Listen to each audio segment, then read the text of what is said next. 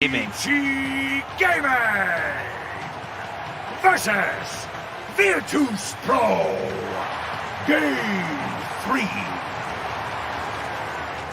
Welcome back to the draft panel. I'm Frankie Ward. I am joined by Dota 2 obsessive Effie, who somehow manages to fit 14 games of Dota in a day, even when she's working on TI, and pro on hiatus, Insania. Insania, what did you describe that last draft as? This draft is like 100 to 1 going to beat Virtus Pros. So I was talking to Kyle last night, and he said, you know, if you are going to do predictions on the panel, it makes the rest of us look really bad if you're right all the time. So please try to get it wrong every once in a while. So I was just doing him a favor. Sure, and he paid you handsomely, right? What a nice guy. Okay, so the Elder Titan pick is coming through. Does this give you any idea of what we're going to be expecting from this draft, FP, or is it too early to really know? It's a bit too early to know, but this hero has been the most successful support from the group stages, really. And he's just overall strong in a lot of ways. He has vision control, area control, strong in lane, and provides team fight. So if you can pick it up in your first phase, it's worthwhile. Yeah, I think last game I saw some things that I thought were a little bit worrying if we're going to take it into the serious stuff. I think Vici Gaming's execution did not look on point. So I would prefer to see them stay away from the Drow Ranger. I think that's a hero that you kind of have to know how to play around as a team and you need to know how to make it work. And I didn't really feel like they did. And based on these two openers, they seem to still believe in their Snapfire. I think it's a strong hero, and so is the Monkey King. But I think picking these two straight away, you notice that VP feel very comfortable snatching up the Storm, because they notice there's no real hard lockdown. There's no threat of the Lion. There's none of these like Rastas or anything coming out. So I think GPK is quite happy with this matchup. GPK was absolutely instrumental on Puck in the last game, and now he's got Storm Spirit. That slipped through the net, and this is a hero that he played 6 times in the group stage. So GPK Storm is quite famous actually because he's excellent on the hero, but sometimes you don't know what you're in for because it can be really 50-50 for him. But no, this is a really good Storm game for a couple of reasons, which is there aren't really any instant stuns. Yes, there is the Monkey King stun, but it's not the best one, and the Snapfire cookie is dodgeable. And if you have your Monkey King in the first phase, you already see the support. You see that this is a support duo. If this is going to transition to a core Monkey King, they can easily counterpick it, right? So this Storm coming out at that point, it just makes it so simple. This backline is very easy to jump, and Storm is one of the better heroes at killing Monkey King, I would say. Yeah, plus you have this natural synergy with the Elder Titan Spirit, where he's going to scout heroes out, and then Natural Order is going to provide magic damage amplification by reducing all the heroes' magic armor to 0. So you have Storm Spirit that's going to have bonus damage, and he's going to have vision of the hero he wants to jump. And we talked about this on a different panel, but the strength of Storm Spectre, because you see all the targets that you want to go on. And you're going to have a pretty similar thing going on with the ET Storm here. That's a very good point. Tell me, how much damage can a cookie do? What is a cookie? Well, a cookie is a very delicious dessert. You can dip it in milk, and sometimes you don't need milk. And Snapfire bakes them. Depending on your calorie intake, it can do a lot of damage, but otherwise it's pretty delicious. But Snapfire, so Snapfire gives out a cookie to one of the team members? So yeah, you use it on one of your allies, and it kind of functions like a force staff. You'll jump forward a little bit, and there's even a talent, I believe, that gives you some health. But it deals around 200 damage and stuns you for like 2.5 seconds, something like that. So it's a bit of a longer stun than your average stun, but it is also a little bit trickier to hit. And is that the reason that we're seeing Snapfire being picked so much? It feels like almost every game that I've been able to watch here, Snapfire has been a pick. I wouldn't say so, because while Snapfire used to be played on Cookie when it was absolutely broken, it's not the most reliable stun. It's a nice save, and it's a nice kind of extra utility to have in your kit. But as TI has developed throughout the groups, the meta has been teamfight meta, right? So the re-emergence of supports like Snapfire become really popular and things like that. Because she does have a very strong laning phase. She produces 2 kinds of damage, physical and magical, and she has a teamfight ulti. It's something that really fits into the way teams have been playing. I think also LGD, the way that they've been using Snapfire is you buy that shard at 20 minutes and you buy a blink, and suddenly you have an instant stun. You have the blink Scatterblast, I believe it's called, and then you can follow it up with a cookie. So you have a pretty reliable like 3-second stun there once we reach 20 minutes into the game and the shard is available for Snapfire. This is also a really, really good lane. We've seen the synergy between the little Shredder and the Gush. You get a lot of minus armor, and then the Anchor Smash hits like a truck. Old 11 picked Tidehunter 7 times in the group stage. We sort of touched on this in the first game draft, how Vici and VP, they hadn't really flexed away from their comfort picks during the group stage. And now it seems like the comfort picks are kind of being allowed by both teams in a way. Yeah, I think VP are trying to cover their Storm pick, and that's why they banned the Queen of Pains primarily for the laning phase, and then the Puck for the issues we saw in the last game, right? You get coiled, you die. And Storm can run into that same issue. So they felt the need to ban those out. And then I think this Tidehunter is something that we saw even all the way back at Ti8 as an answer to Elder Titan, or Ti9 maybe. But basically the idea is when the Elder Titan uses a Spirit and he's going to run at you during the laning phase, you just gush him, remove all of his armor, and then you just fight him with your heroes. So instead of running away. Agreed. And if you'll notice, Vici covered this Tidehunter ban in advance just by banning out things like Ursa and Medusa so he can have a better lane. Because the way that Tidehunter functions as a hero is while he is defensive, he kind of does lead these pushes. He functions as sort of a shield for his team to play behind. And Ravage is a teamfight spell. If you add it with Mortimer's Kisses, you can instantly burst one of these targets. The only issue is, my problem with high cooldown drafts is that it just feels very dependent on having a decent start. If you fall behind in the beginning and you're playing on high cooldowns, you put yourself in a bad position on the map. Especially, I guess, as VP do like to play fast and furious, so Vici potentially early game, they might struggle. I wouldn't say so, because their lanes are not weak. Yeah, I think, VP are looking to put the pressure on in the laning phase. If you look at the heroes they picked, like you have both Elder Titan and Bane, both considered to be rather strong laners. I think the idea here of picking up a new position 5 hero is to move your Elder Titan away from the Snapfire Tidehunter matchup. You don't want to lane into those two heroes and put it on the opposite end. So we might see VP save play it here. And I think they actually might regret this Bane pick, because I think, especially when it comes to Eastern Europe, when I see Tidehunter, I almost instantly think Disruptor. It's a hero that like the region is really known for playing. And I know it's one of Ilia's stronger heroes. And I would have liked to see it here. I think it made a lot of sense with the Luna. It's really strong against Tidehunter in the game. And I think not having a set answer for Tide might be something they regret. Well, in the groups, they played the Bane and Storm Spirit combo 3 times, and it has a 100% win rate. But that's information for Vici. They've seen this before. But it's also because they had an IO as well when they did run it like that, and the IO plus Storm combination was the more potent one, right? But they did run the Bane as their favorite support. And Vici have just banned IO as, I think, the first ban every single game so far. This is going to be the most contested hero just between these two teams in particular, because they're both IO teams, so there's no way they'll let the other person get it. I just want to comment really quickly on this Terrorblade pick, because Terrorblade is traditionally an excellent carry, especially versus Luna, because if you use Reflection, you just get a Luna illusion hitting her team. So I'm a bit surprised that it was let through. You also have the same factor that we had talked about in the last game, where how the Drow outranges the Medusa, which might make it problematic for Medusa to fight. Terrorblade has a very similar situation with Luna, where you have more attack range, so you can stay back, plus you have your illusions to tank the Eclipse. So it's hard for Luna to get on top of you, but what we saw during the any majors, a lot of Luna started buying the Shard, building it to Daedalus, and then using the Shard Lucent Beam to deal damage. Agreed. That build has been nerfed slightly, but it can still be very strong. I like that Vici learned a little bit from their last game, because when Drow was put in a position where she was playing from behind, when Puck started to become very strong, it's not really a hero with a built-in comeback mechanism, right? It just really depends on your positioning and if you're able to stand somewhere in a fight. Whereas Terrorblade, if he's put in a position where he's playing from behind, he can send his illusions out and just push out lanes, which provides a lot more for his team. So, what is VP missing? What do they need as their final pick? I think unlike the last game, they have quite a lot of options here. I think if you look at VP's draft at the moment, it's fairly well-rounded. They have Storm and Bane for some sort of like map pressure initiation type situation. You have the Luna ET for team fight, and it's basically going to come down to what is JPK like here, what direction do they want to take their draft in. It's going to be a fairly defining pick. Whatever they decide to do here is going to, in some ways, set up how they enable the Luna, or if they're going to try to go for the double core win condition. I think they have a lot of options. Yeah, and I suppose while Terrorblade is a concern for Luna, he is playing against ET. So ET's natural order removes base armor, and Terrorblade, who's an incredibly high agility hero, has a lot of base armor. So typically he's been a counter in the past. But it does seem like he has protection in the Tidehunter.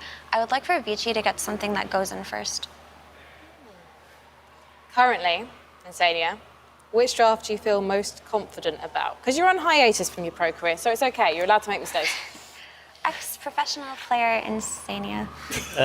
Yeah, I mean, I think they have advantages. It's like depending on I feel like a lot of these games are coming down to execution a lot and how well you're able to utilize your timings in the game. I think the thing that VP has going for them is, like we said, the Elder Titan aura together as an answer to the Terrorblade, but the problem is how do you get past the Tidehunters? So can Save get to Aghanims in time and get a shard to enable him to just stomp his way on top of the Terrorblade? If he's able to do it, I think VP has an edge, but I think Vici are very capable of fighting back. There are many Dota newcomers, I think, who are really excited to see Underlord in the game because he's a very newcomer-friendly pick. So There's no one as excited as you about that. I was really happy about Dark Willow in the last game, and I'm especially happy about Pity McPitface making the draft for Virtus Pro. So I'm going to be completely biased now. Is that his name? I call him Pity McPitface because he creates the pit. I can kind of see it. I mean, I'm not saying he's got acne. I'm just saying he used to be called Pit, right? Pit Yes. Lord. Yeah, Pit Lord. Exactly. Hit him at Pitface. Yeah. Strong Anyway, arrow against illusions. Back to the draft. Yeah. Speaking of Underlord, he should be able to deal with Terrorblade's illusions fine, and Pit of Malice is a nice spell, particularly versus something like Monkey King that can't jump to trees if it gets rooted. So there's something nice there. He also excels in defending towers early, which is something that VP lacked. So he does tick that box. I was just going to say, I think it's also a very, very good hero against the spirits.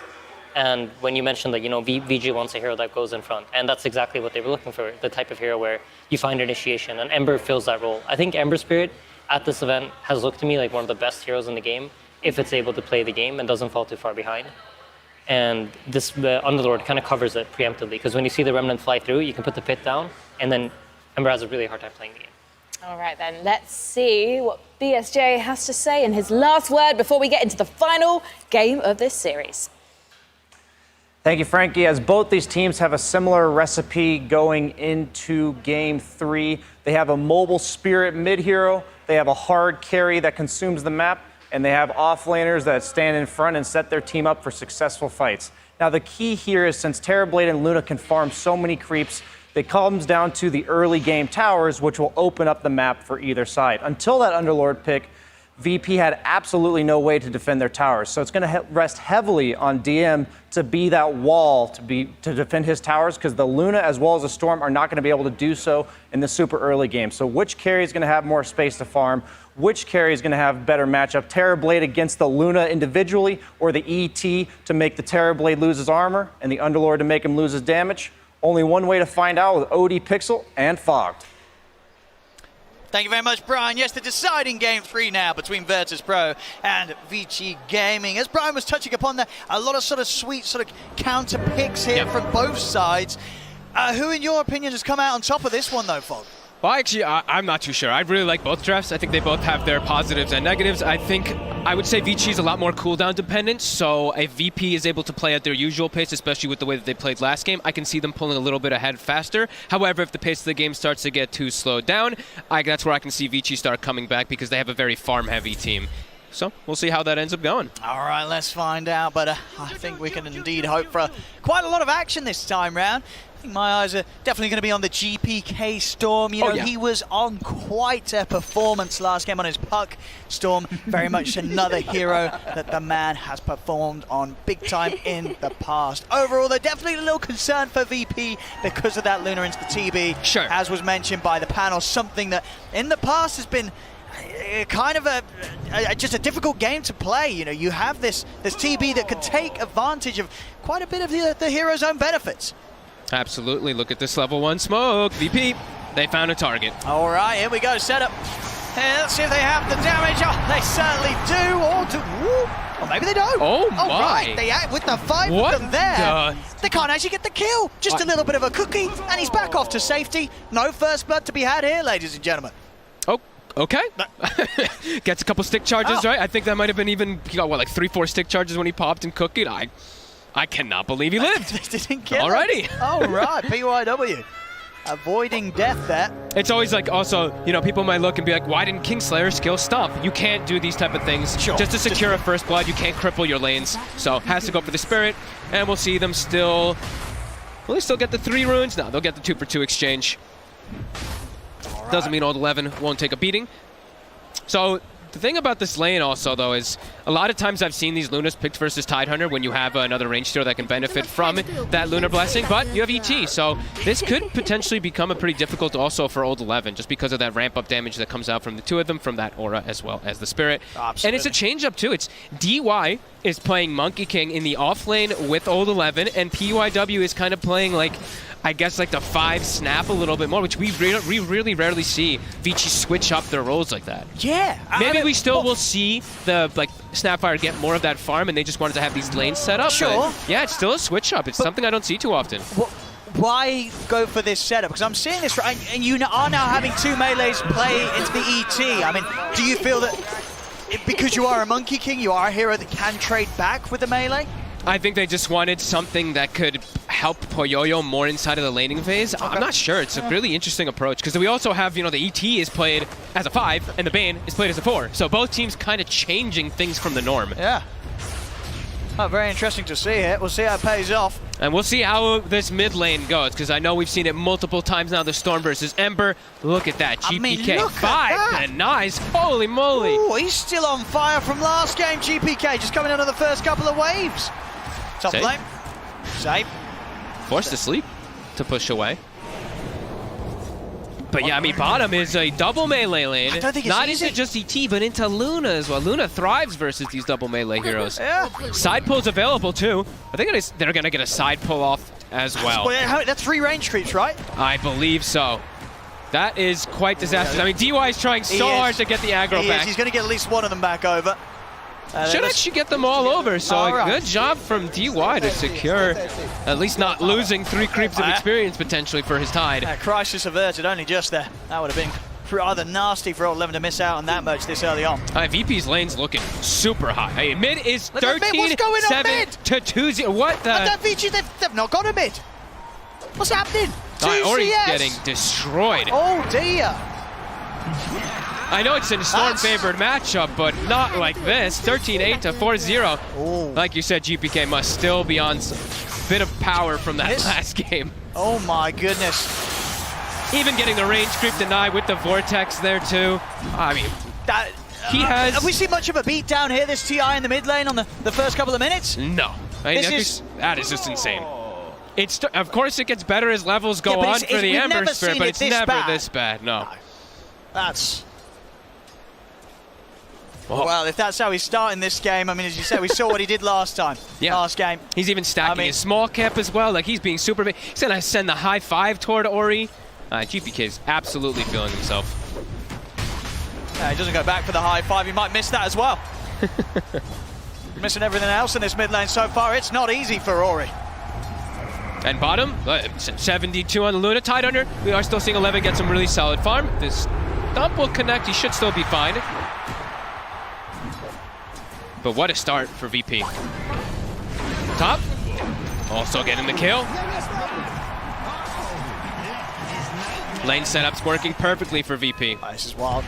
Bottom lane. Who will manage to take down Kingslayer here? Old 11 and DY. Now they've got the Ring of Health on Old 11. He's going to be feeling a little bit beefier. Not slowing down the Luna, though. Luna's still free farming. TB is getting slowed down. And as we mentioned, they do have a lot of these heroes that are anti-carries, as we always like to call them. The Underlord and that ET into the Terrorblade, and also the Bane. Something with people we also have to factor in, which will be something that I think will be more noticeable than usual because it's a 4-position Bane. I want to say that Save is going to get points of Enfeeble, and you're going to notice it versus Terrorblade because it's a very strong ability that I feel like most people overlook. It's a 45% attack reduction, so later stages we'll see it because it's a 4-position, so he's going to definitely have more items and more ways to be able to actually play around that rather than just sleep and ults. Yeah, if Ori's able to recover this game, you've got to remember the position he's in now. If he's able to pick it up from this is going to be quite the turnaround. They're setting up for him. First Remnant will be out of range. Might not matter though, he's able to dodge the second one with the Sleight of Fist, and Remnant, so the Fire Shield is up, so blocking a fair bit of aggression here for the two of them. DY will TP over. He might just die himself. I think he might. Oh, he's able to get the bounce. He dodged the damage. Okay, DY. taking down GPK here with Ori. Can they get save as well? He'll die to a neutral, but still big move from DY. Ori needed that so badly in the mid lane. DY coming in clutch to help pick Ori's game back up. He dodged the remnant damage too. It was very close to him perhaps going down, but gets that Jingu built up, dodges the damage, gets the boundless perfectly. Does leave old 11 alone bottom to get chased up from the Luminant ET, but had to come in. Absolutely. Has to help Ori just because of how disastrous mid is going, but he might have to help everything, because if you look at top also, Poyoyo is 21-4, it's 29-11 on the Underlord too. These lane setups, as we mentioned, top tier from VP already. We'll see mid. Regression again from GPK, but this time look how many heroes they have coming mid. Double rotation. They are done with GPK. They want him out of this lane. The boys coming in big time here to back up Ori. DY and PYW making sure they pick up their mid game. But since 11's left bottom again, instant move by VP to capitalize on top of that. So it ends up coming up, I mean, pretty even all in all. Sure, they take out GPK, but it's something necessary, and they will lose side lane because of it. Ruin, though, is getting secured, which is pretty big. Because of that kill, does allow the Ember to also get a regen rune. We'll see where sort of the supports of Vici Gaming look to put their attention now. Now they've taken down GPK the 2 times in the mid lane. That is, that's a significant sort of